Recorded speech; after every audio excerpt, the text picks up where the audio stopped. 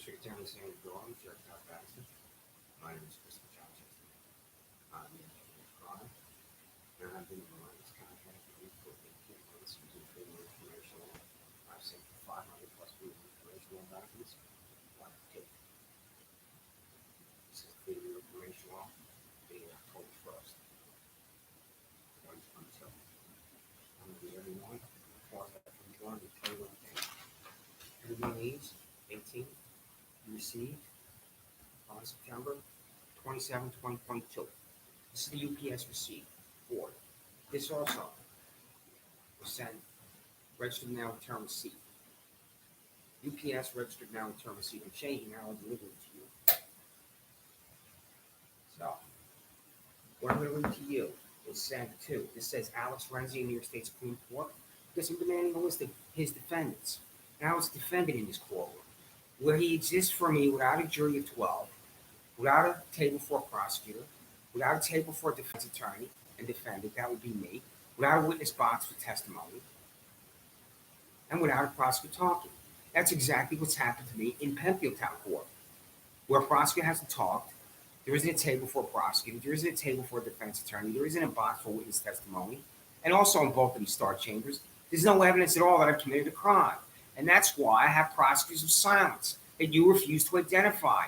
You nauseating, corrupt buffoon, Sandra Doorley, and I'm going to get to the Freedom of Information Law and demanding at least 3 names of prosecutors that work for you. And I'm going to tell the Department of Justice for 18 months I'm demanding their names, and for 18 months you've refused.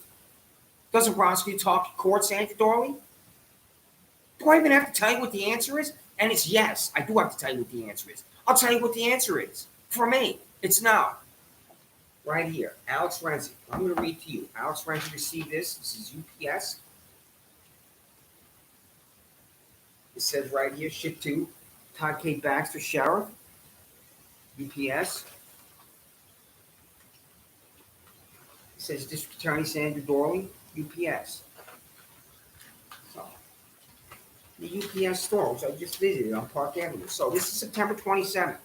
Everything I'm going to read to you, you got on September 27th. What is wrong with you two hacks?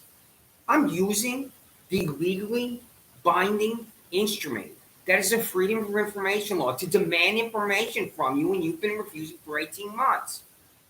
When you demand information in criminal cases, you better damn well receive it. The hypocrisy of you two frauds is sickening.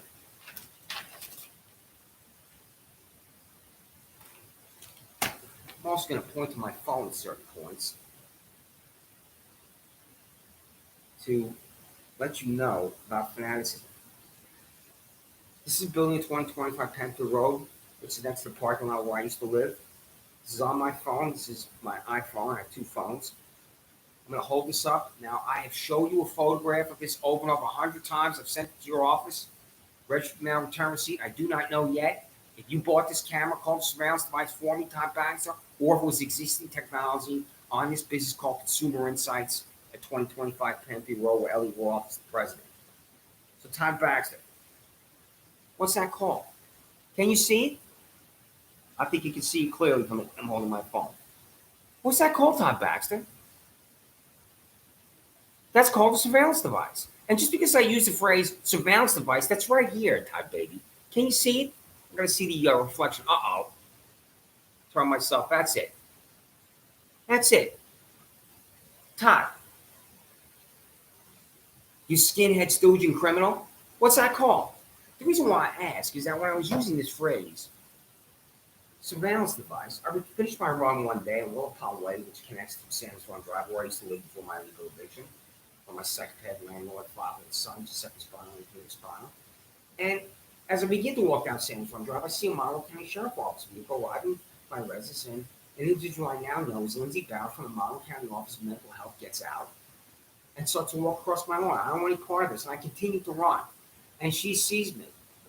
I turn around, run back down Willowpond Way, which goes to Wegmans. Lindsay Bauer gets to the Monroe County Sheriff Office vehicles, and she's in the vehicle as a passenger as the Sheriff's Office employee drives to where I am in Willowpond Way, and Lindsay Barron is screaming outside the Monroe County Sheriff Office vehicle at me. Chris, I want to talk to you about the surveillance device. Because you know Todd Baxter, that there are mentally ill individuals in pain who believe they're under surveillance by the government and they're not. You know that you can humiliate and embarrass me when I use this phrase, when it's a camera that you bought and fixed, that I believe, to 2025 Penfield, or it's a camera, if I'm incorrect about that, that you used that's private technology. Either way, it's disgusting and sickening. Either you're using private technology to concoct the crime from you walking the parking lot, or you bought that camera yourself at the sheriff's office. What's the answer, Todd Baxter? Is it private technology that you used at this building, Consumer Insights, where Elliot Roth's the president? Or is it a camera you bought and purchased from me when this Nayraj Shah, this 50-year-old mother's boy, went to the sheriff's office about me walking to a parking lot I've walked 4,000 times?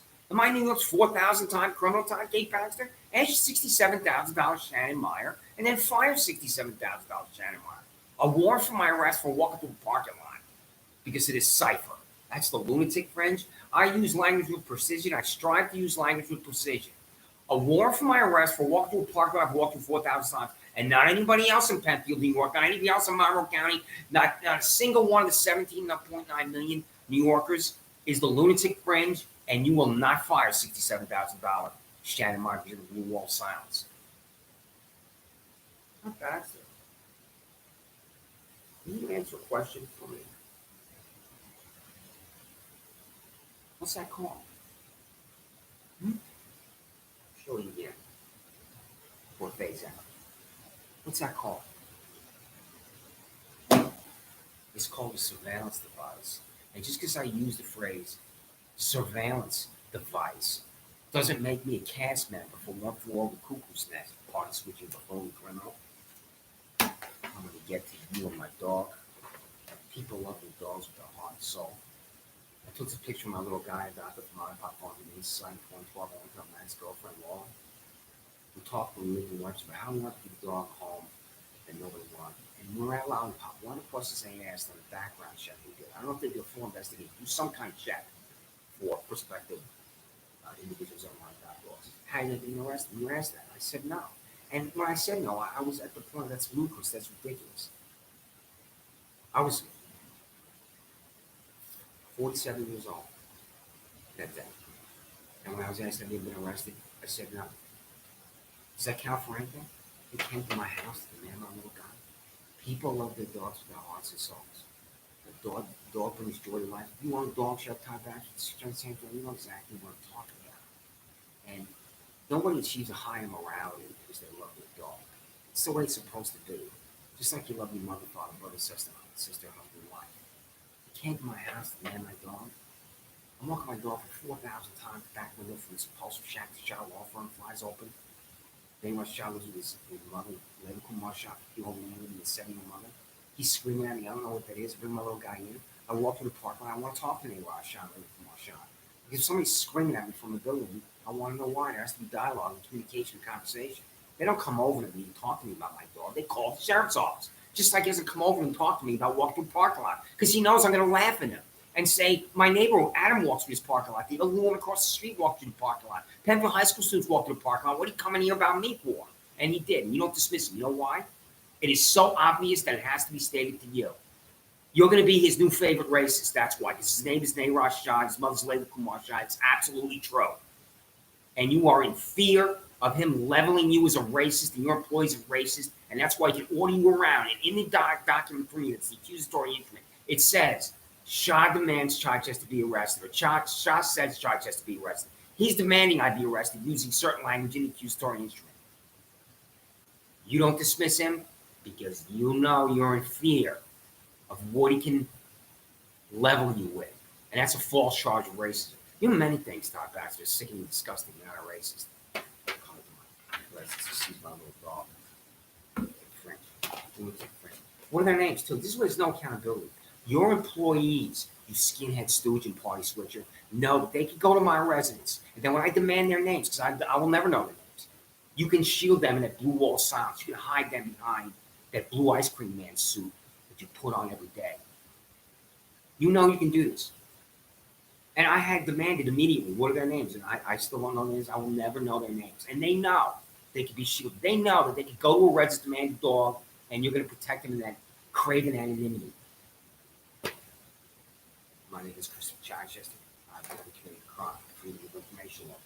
The internal disciplinary records of documentation of employees of the Montgomery Sheriff's Office, Sheriff Todd K. Baxter, Sheriff Todd K. Baxter, reprimanded, terminated for disciplinary employment at the Montgomery County Sheriff's Office. Did you, Sheriff Todd Baxter, discipline or reprimand Brandon Denise before you did fire him? He robbed a gas station, I think it was, on Ladder Road. There are so-called warning signs when someone like Brandon Denise, a sworn officer of the law, gets to the point where he's going to commit a violent crime. I'm going to send to you documentation that will also include freedom of information law about any disciplinary process, pardon me, for Brandon Denise and your other employees. You know as a veteran that there's a uniform code of justice in Article 15 in the courts martial. And I used to do the Article 15. I would be the recorder of the courts martial. I know all about that process and how it works, and it is fair. What's the process for you? And I know the answer. And you know the answer, Todd Baxter. You have no disciplinary process. And why? That is an absolute and total disgrace.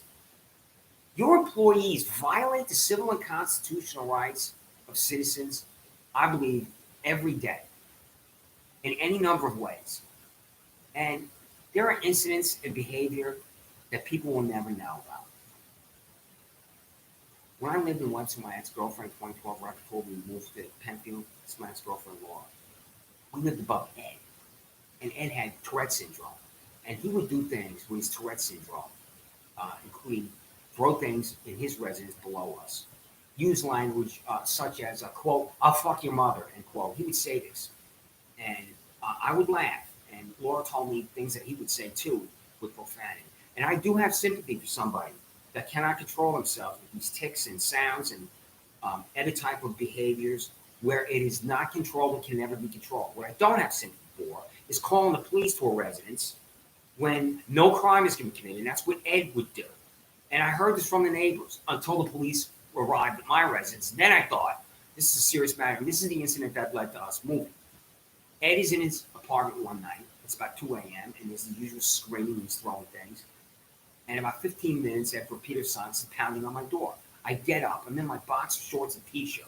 Laura's behind me. I go to the door, open the door, and there are 2 Monroe County Sheriff's Office employees. One of them grabs me by my t-shirt, pulls me into the hallway, and slams me up against the wall. And I came off the wall, and I stuck my finger. I remember getting my finger.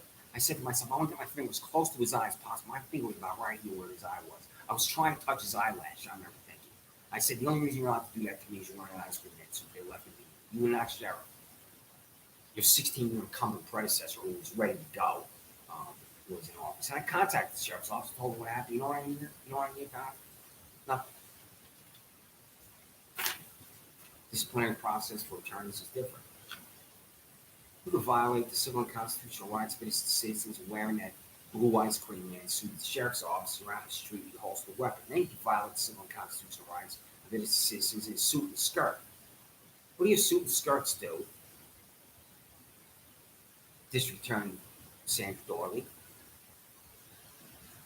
when innocent citizens are delivered to jail and your assistant district attorneys don't talk to court, that happened to me. Should an assistant district attorney doesn't talk to court to discipline? The answer is yes. Should an assistant district attorney who doesn't talk to court, as an instance is delivered to jail, disbarred? The answer is yes. What's the disciplinary process at the district attorney's office? I'll tell you what it is before I read the law. You have done, Sandra Doorley. The internal disciplinary records for documentation of employees at the Montgomery County District Attorney's Office, the District Attorney Sandra Doorley, that District Attorney Sandra Doorley, as disciplinary record and terminated employee at the Montgomery County District Attorney's Office.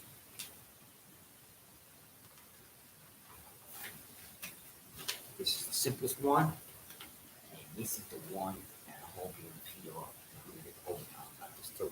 The name and salary is every public employee at the Montgomery County Sheriff's Office. Sheriff, take it back. What's the starting salary at the Sheriff's Office? I believe it was $41,000. She had a whole page of $41,000 employees, which is really not a lot. And I have to temper my opinion of the police in general when I think about a $40,000 21-year-old who really truly wants to do good things and good work as a police officer and arrest violent criminals. When that's really not a lot of money, with how they can be fanatics and destroy life. A $40,000 a year rookie employee of the sheriff's office can easily destroy life, and that's what's happened to me. $67,000 Shannon Meyer, $79,000 in the alley. $85,000 down payment debt, only $91,000 either way. Manager salaries of the public employee at the Mount Vernon District Attorney's Office, District Attorney Sandra Doorley. Not every employee at the District Attorney's Office is paid $203,000 like you, Sandra Doorley.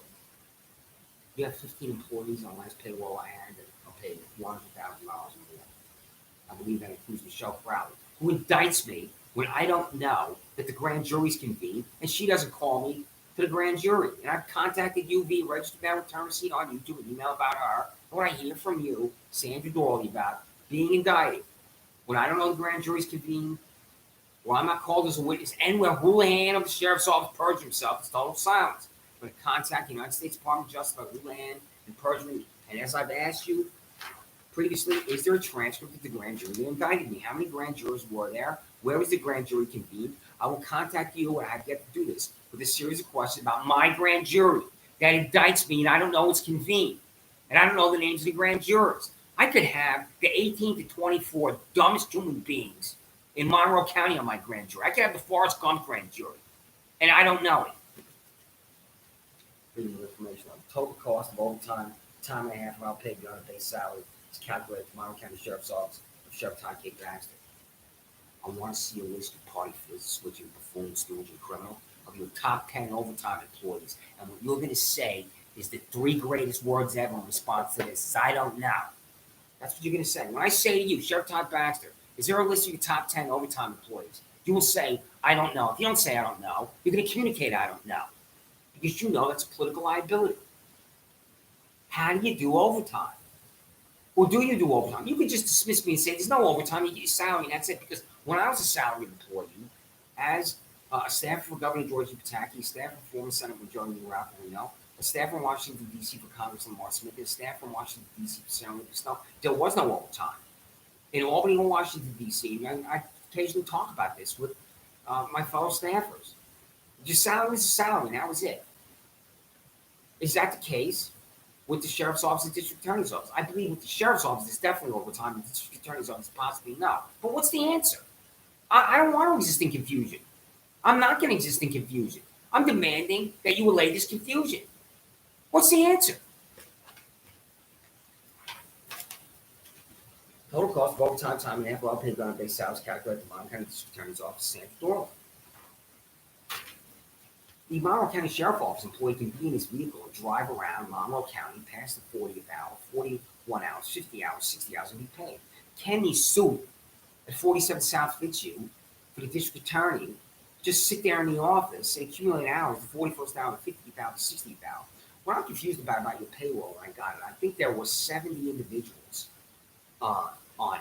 Well, I've ridden my bike and run by 47 South Fitzhugh, and I was struck the first time I saw it how small it is. And when I looked at the payroll for the first time, I thought, is everybody in the district attorney's office on this payroll in this building? I believe the answer is no. I want an answer from you.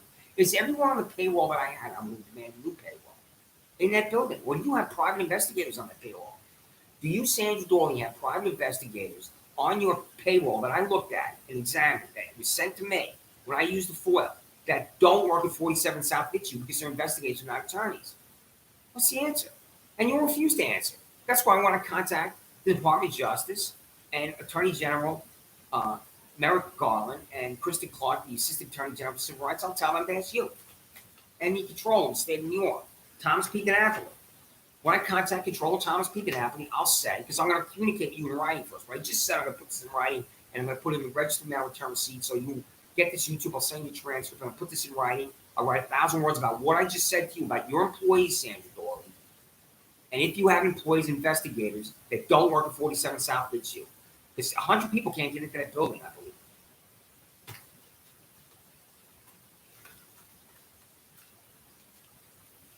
Sandra Doorley, you have been in the district attorney's office for 30 years. I believe that you are past 60 years of age, so you began employment when you were still in your 30s.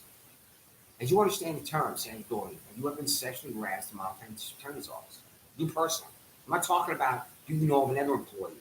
You, Sandra Doorley, have you as an employee of the Monroe County District Attorney's Office ever been sexually harassed? And you understand the term. I know what it is. I'm going to tell you what it is here now, even though it has multiple definitions. It can have 500 different definitions. the way it manifests. So, but there's general ways it does. And these are the ways it does.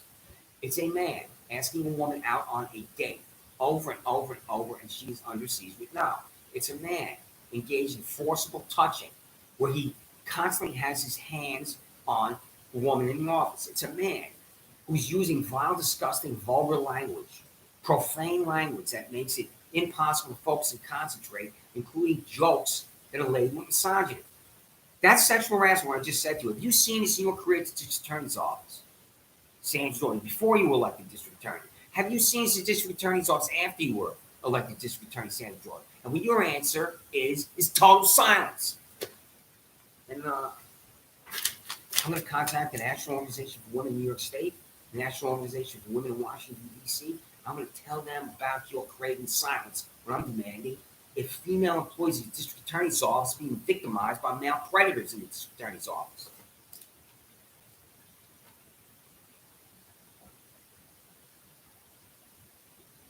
Now, Todd Baxter, before I read this next one,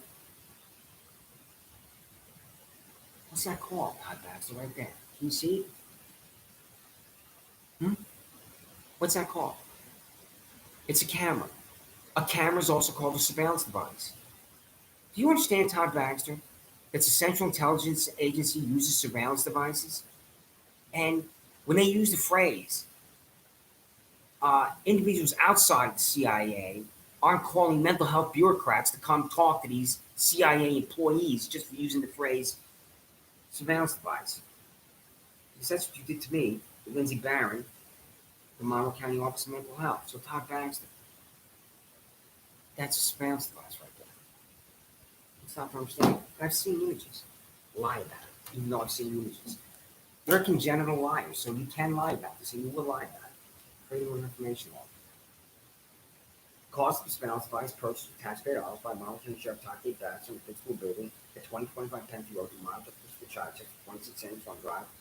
Lost the park lot. This building is significant fringe.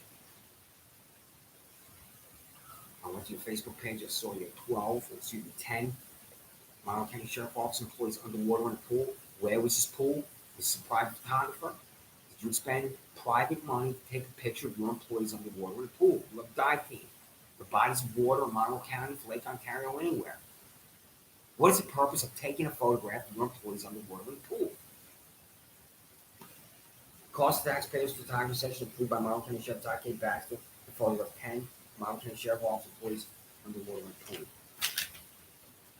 This next one. When I worked as a public employee in Albany, Washington, D.C., I would constantly be aware of either my coworkers or workers in other offices who left Albany, Washington, D.C. for conferences. To go from Washington, D.C. to these fancy resorts in Northern Virginia is a big thing, and for members of Congress, too. And they would take their staff. And I would think, what is going on here? My boss, Congressman Mark Smith of Texas, didn't go to these. And he even would say in the office, I'm not going to any of these conferences, any of these retreats. They would be called retreats. I'm really trying not to laugh at this because my fellow coworkers and I worked in the House Rayburn building. We would talk about this too, and none of us went. And one of my colleagues, her name is Allie, I remember her telling me, and her boyfriend also worked for Congress, saying that, they would talk about how many staffers would go to these ridiculous conferences, retreats, and whatnot.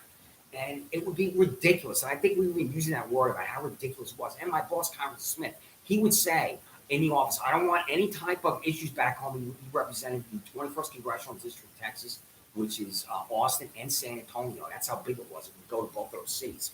So he would say, I'm not going to any of these conferences, retreats, nothing. He spent time with his wife in Northern Virginia. He was a private family man with 2 children, a highly moral, decent man who I had an enormous amount of respect for. And I could still see him saying, I'm not going to these conferences, retreats, or anything. So I also saw this behavior in Albany, down what's called the concourse underneath the Capitol on the Empire State Plaza, where the conferences were dumped to Albany. So Todd Baxter, did you send Ryan Fisher to a conference in Atlanta, Georgia? And do you send your other employees to conferences, pardon me, even in Albany, New York, or Washington, D.C.? I'm going to write a separate quote with different language in general about conferences outside of Monroe County, not only for you, Sheriff Baxter, but you, District Attorney Sandra, Doorley, too. What's Ryan Fisher doing in Atlanta, Georgia, Todd Baxter, and how much did he spend taxpayer dollars for it, or was it a private trip? And what I'm going to hear from you is nothing. The Cost for hotel and plane ticket from Maryland County Sheriff's Office, playing Rockfish, Tennessee ball man, Georgia, is Kenyon Doorley on February 3rd, 2019. What physical training standards required to Maryland County Sheriff's Office time to Baxter? It's an absolute total disgrace the way problems your employees have, especially employees that are 40, 50, and 60 years old. Do you forcibly retire your employees because they have weight problems? The answer is not. You have no physical training standards. You have no PT test that's equivalent of what happens in the United States Army. And you, Sheriff Todd Baxter, are directly responsible for placing your employees at risk on the job, their lives at risk, because they're out of shape and overweight. An out of shape and overweight Monroe County Sheriff Office employee cannot repel a 25-year-old, 200-pound, 6'3" violent criminal, especially if they enter residences. Tell your employees to lose weight and get in shape, and institute a physical training program where you meet in a designated location Monday, Wednesday, and Friday. You go for a mile run, you do push-ups and sit-ups, and you go home. That's the basics. And that's what happened in the Army. You as a veteran know how this works. And since you are a veteran and you know how this works, why are you failing to do it with the Monroe County Sheriff's Office? Because you know that's going to create problems with the employees, and it's going to damage your popularity and perhaps even the morale of the employees who don't want to show up. Well, exert leadership. Institute a physical training program to preserve and protect the lives of your Monroe County Sheriff's Office employees by guaranteeing they can be in a minimum physical shape.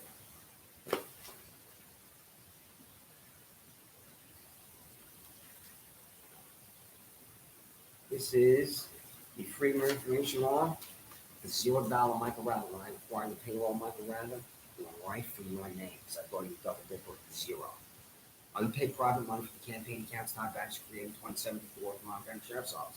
You pay private money for the campaign accounts Todd Baxter created in 2021 was re-elected sheriff. What's the answer, Michael Randall? You paid any amount of money, any sum of money, to work at the sheriff's office. They, near Monroe County Sheriff Todd K. Baxter, retired Michael Randall after his 20-plus-year career with the Monroe County Sheriff's Office ended. This is the old boy network of Michael Randall. At your jail, separate the violent inmates from the non-violent inmates, and you won't do it. And you are risking a catastrophe, perhaps even a murder at the jail when you have your violent inmates right next to the non-violent inmates. And I want to know from you all, a separate Freedom of Information Law, because the language has to be precise about violence at your jail, inmates attacking inmates, and do you report it outside the jail? If an inmate attacks another inmate, you just ignore it because you do. I've seen that happen. When inmates attack inmates and nothing happens, district attorney's office is not notified. Are you, Sandra Doorley, notified by Todd Baxter about assaults, inmate assault, or inmate upon employee assault? Because if an inmate assaults an employee, I guarantee, I believe with absolute certainty you will be notified. But if an inmate insults an inmate, I don't think you would be. I don't know. I'm guessing. This is speculation here, this language I'm engaged in. What's the answer? I'm going to be specific with this question. Sheriff Todd Baxter, do you report to the district attorney's office an inmate on inmate assault? Do you report to the district attorney's office an inmate on Monroe County Jail employee assault? How many assaults are there at the jail? However they can be categorized. And your answer is total silence. The name in charge of every inmate of Monroe County Sheriff Todd K. Baxter, Monroe County Jail from January 1, 2018 to October 1st, 2022. I'm walking around here with a 6'8", 300-pound man charged with murder. He's eating right next to me. 3 names, Sandra Doorley. Documentation for the case, Christopher Chichester before John P. Lorenzo Jr. Penn Town Court was named the prosecutor, Sandra Doorley. Does the prosecutor talk in court, Sandra Doorley? Documentation for the case of Christopher Chichester with Paul C. Metzger in Town Court was named the prosecutor, Sandra Doorley. Does the prosecutor talk in court, Sandra Doorley? Documentation for the case of Christopher Chichester with Alex Renzi in New York State Supreme Court was named the prosecutor, Sandra Doorley. Does the prosecutor talk in court, Sandra Doorley? The answer 3 times is yes. These 3 attorneys, I believe, and I believe I have more, has never talked in court. An assistant district attorney, Sandra Doorley, has never talked in court for me. How am I in jail when a prosecutor doesn't talk in court? How's that happen one time? It's happened to me 6 times. And this goes back to me reading the payroll, too. Now, you received today, Paul C. Metzger and James C. Mullen Jr. on Town Court, is this. You received this, registered mail return receipt. A list of defendants in Town Court from Paul C. Metzger. Everybody's guilty. That's why she refuses. She's received this 15 times. A list of defendants in Town Court from John P. Lorenzo Jr. He's retired. I want to see a list of his defendants, even though he's retired. Everybody's guilty. A list of defendants in Town Court for James C. Mullen Jr. everybody's guilty. This is Jermaine Bentley. You know exactly what I'm talking about. I'm going to go into that. So you got it. Again, it's attached. This is attached. You received it here. And should take this out beforehand, but what I just read to you here. This is certified mail. Yes, October, whatever I want, because I have different ones. This is October 1st. This says October 1st, 2022. That says District Attorney Sandra Doorley, return receipt. What I just read to you, this is the return receipt. It's coming on Monday. This says Todd Baxter, return receipt, right there. There's your name. And I really hope I can drive this 70-year-old hack, not former employee that's returning. It's Alex Renzi. So I have not demanded anything specific from Renzi yet. Well, pardon me, I have. I have demanded a list of defendants as quote. When I say there's other specific things, I'm thinking about the demand from Renzi, like the transcript of what has happened when I've been in his courtroom, where I have said to him, "Where's the jury?" He looked at me with such hatred when I said to him, "Where's the jury?" You're forcing me in to New York State Supreme Court before Alex Renzi just to have him declare me guilty, where I can't even see the prosecutors. In other appearances, I can't identify prosecutors. There's the 5'2" three-piece suit boy before Paul C. Metzler. There's the female employee before John P. Lemenzer Jr. that I can see their likenesses. I don't know their names. I'm demanding their names. You're going to refuse. In this case, with Alex Renzi, I have invisible prosecutors. The last time I was in there, I thought I saw two females standing behind me. They were way in the back. I turned around and looked at them, and they were standing against the wall.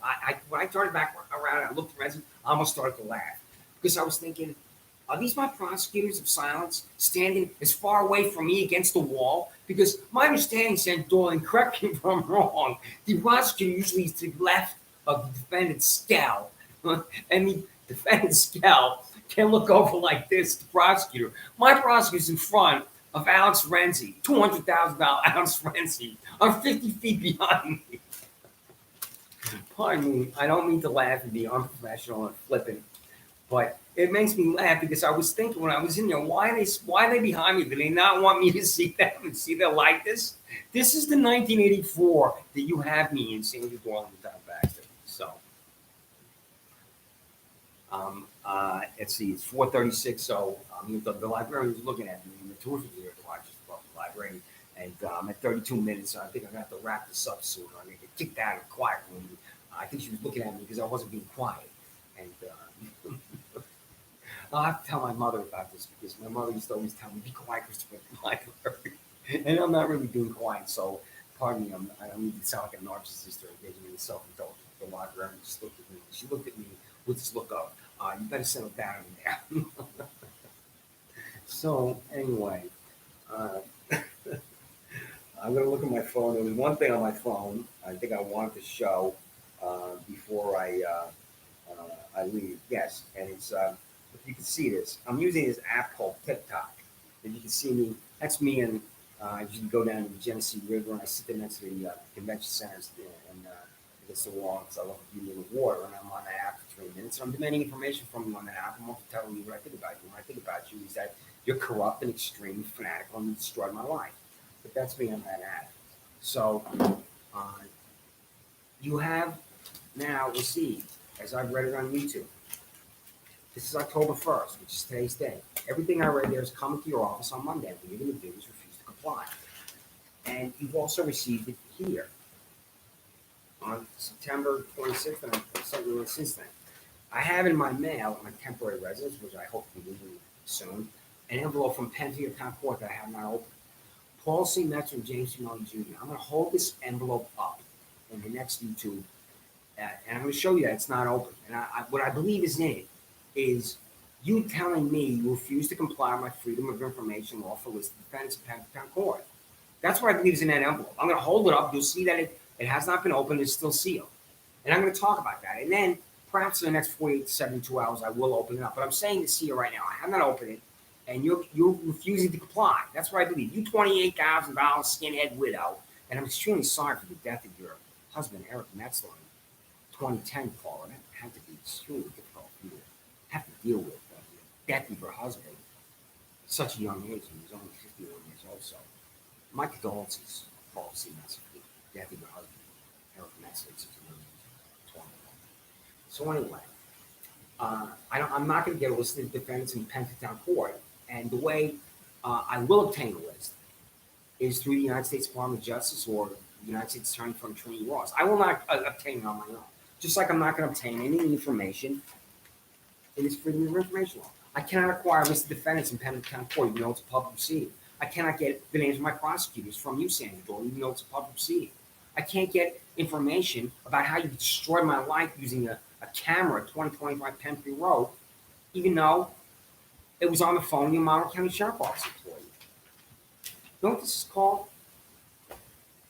When you refuse to comply with the law? Have you seen the film starring Steven Seagal, Above the Law?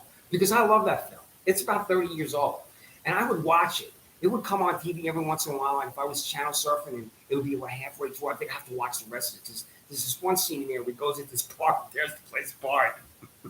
If you've seen that film, it's tremendous when he goes in there and he's above the law and he's really mad because he's seeking information. He says that, at one point, maybe it's my hormones, I don't know, my mood swings, but tell you the jewels to get up on the table there and he fires his gun. So if you've seen that film, that scene. I love that film and that scene. Well, it's called Above the Law because he is a psychopath cop. Pardon me for laughing. So sometimes it's stressful for me to be on here and acting today because I should never have to be doing this.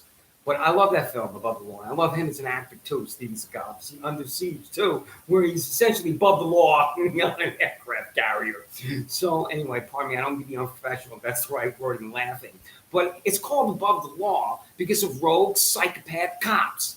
And you, Todd Baxter, are rogue psychopath cops. And your Monroe County Sheriff's Office is populated with rogue psychopath cops. So anyway, comply with this information. It's the Freedom of Information law because citizens don't want to participate in government demanding information from elected officials. I didn't seek you out. You identified me and targeted me to destroy my life. And it began with me walking through a parking lot. I walked through 4,000 times for $67,000 Shannon a month. It's the end of my life. Walk through a parking lot leads me here at the Rochester Public Library. So, comply with the Freedom of Information law. Send the information I demand to the address on file. My name is Christopher Chacha. I have never committed a crime.